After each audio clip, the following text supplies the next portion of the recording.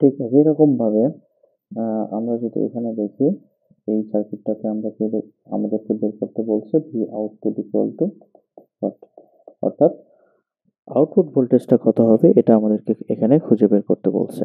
তাহলে এইখানেও যদি আমি এই ক্যাসকেড নেটওয়ার্কটাতে একটু লক্ষ্য করে দেখি, যে এই প্রথম এই যে অংশটা আছে এটা হচ্ছে একটা বাফার সার্কিট। তার মানে কি, যা ইনপুট দেব আমি সেটাই আউটপুট আকারে পাবো।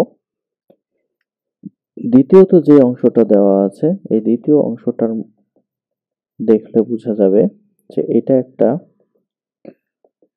Inverter circuit, inverting amplifier circuit. তার পরের যে অংশটা আছে, সেই পরের অংশটাতে আবার দেখা যাবে যে যে এটাও একটা কি, এটা একটা নন ইনভার্টিং সার্কিট, এটা একটা নন ইনভার্টিং সার্কিট, নন ইনভার্টিং সার্কিট। তাহলে আমি যদি প্রথমে এই বাফারটা নিয়ে কাজ করা শুরু করি, তাহলে বাফারের কাজ কি ছিল? বাফারের কাজ ছিল যা ইনপুট পাবে ঠিক সেটাই আউটপুট আকারে বের করে দিবে।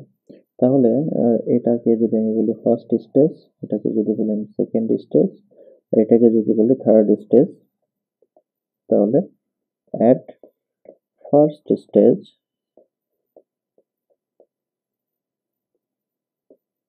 এখানে যে আউটপুটটা আমি পাচ্ছি, আমি ধরে নিলাম যে এই আউটপুটটা হচ্ছে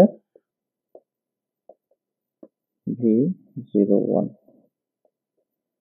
V01 is equal to Vin, অর্থাৎ এখানে যে ইনপুট ভোল্টেজটা পাওয়া যাবে এই ইনপুট ভোল্টেজটা এটা হচ্ছে Vin। তাহলে Vin কত ছিল? Vin তাহলে V01 সমান সমান হচ্ছে 6 মিলিভোল্ট। এটাকে যদি আমি একটু ভোল্ট আকারে লিখি, তাহলে আমি লিখতে পারবো 6 × 10⁻³ ভোল্ট। তাহলে এরপরে যদি আমি কি এই তাহলে কি আমি যদি এখানে ইনপুটটা দিই হচ্ছে, এখানে আমি ইনপুট দিলাম হচ্ছে 6 মিলিভোল্ট, এখানে আমি ইনপুট দিলাম হচ্ছে 6 মিলিভোল্ট। তাহলে এর যে আউটপুট আকারে যে এখানে যা ভোল্টেজটা পাইলাম, এখানকার ভোল্টেজটা হচ্ছে 6 মিলিভোল্ট।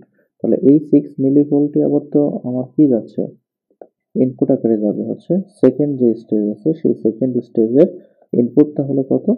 6 মিলিভোল্ট। তাহলে for second stage, second stage হচ্ছে একটা ইনভার্টিং অ্যাম্প্লিফায়ার, ইনভার্টিং অ্যাম্প্লিফায়ার। তাহলে আমি যদি বলি যে এই ইনভার্টিং অ্যাম্প্লিফায়ার আউটপুটে যে ভোল্টেজটা পাবে সেটা কত হবে? এই যে আমি ধরলাম এটা হচ্ছে VO2, VO2 তাহলে কত হবে? VO2 হবে হচ্ছে মাইনাস, আমরা জানতাম কি ইনভার্টিং অ্যাম্প্লিফায়ারে RF/R1 ইনটু হচ্ছে VI। তাহলে VO2 সমান সমান আমরা লিখতে পারি RF কত? RF হচ্ছে 30K, আর R1 হচ্ছে 10K, আর VI কত ছিল? সেকেন্ড স্টেজের জন্য ভি ইনপুটটা ছিল ফার্স্ট স্টেজের আউটপুট, ফার্স্ট স্টেজের আউটপুট ছিল হচ্ছে 6 মিলিভোল্ট। তাহলে এটাকে আমি লিখতে পারি হচ্ছে 6 মিলিভোল্ট। তাহলে 3 × 6 millivolt equal to 18 millivolt. VO2 হচ্ছে 18 মিলিভোল্ট, এখানকার ভোল্টেজ। আবার এই যে VO2 দুই নাম্বার স্টেজে যে ভোল্টেজটা আমি আউটপুট আকারে পাইছি, সেই আউটপুটটা 3 নাম্বার স্টেজের জন্য ইনপুট। তাহলে আমি এখান থেকে কি লিখতে পারি? ফর থার্ড স্টেজ,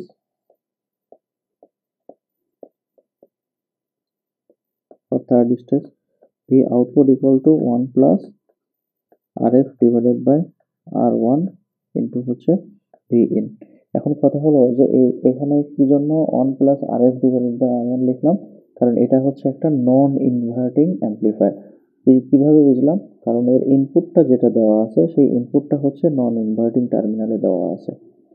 আগের স্টেজে লক্ষ্য করলে দেখা যাবে ইনপুটটা দেওয়া ছিল হচ্ছে ইনভার্টিং স্টেজের, ইনভার্টিং স্টেজ যেটা আছে, ইনভার্টিং ইনপুট যেটা আছে, সেই ইনভার্টিং ইনপুটে আমি কি ইনপুট আকারে দিয়েছিলাম ফার্স্ট স্টেজের আউটপুটটাকে। তাহলে এখান থেকে যদি আমি বসাই, তাহলে বিষয়টা পাবো কি রকম? 1 প্লাস আরএফ আকারে কত আছে, আরএফ আছে হচ্ছে 8, আর হচ্ছে কি আর ওয়ান যেটা আছে সেই আর1 হচ্ছে 40, এটা হচ্ছে ভি ইন। তো এই যে সেকেন্ড স্টেজের আউটপুটটাই তো আমি কি পাবো থার্ড স্টেজের জন্য ভি ইনপুট।